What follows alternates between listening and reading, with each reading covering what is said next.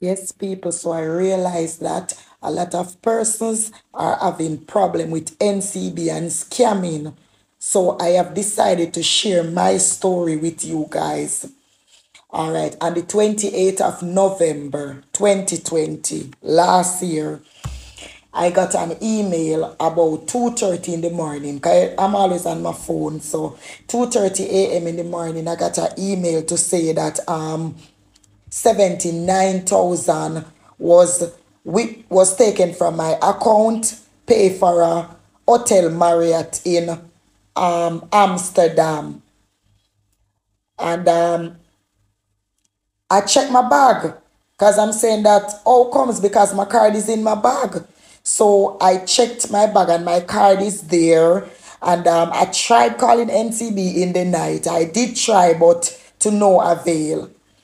Anyway, more emails continue coming in to say that the card was transaction has been done and so on and so on. So when I woke up in the morning, I went to NCB in New Kingston. They took information and they gave me a log number, said that the technical team is going to do their investigation and so on. So to cut a long story short, in January, that's November.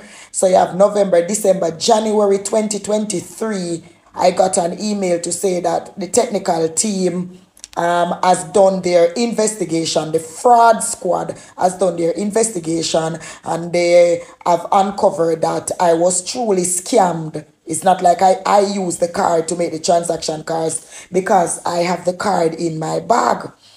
So they said they'll reimburse me the money. And people, me say, January, February, me call, them say no money yet. March, April, May, me call, them say no money. You see, June, that is November, December, January, February, March, April, May, June. June, this month, about 3 weeks ago, I went in the bank. And the day that I went, I wore my uniform. And the guy tell me that the money should have been credited to my account from the 15th of January. I said, sir, me now leave out here today no, until you no put back my money in my account.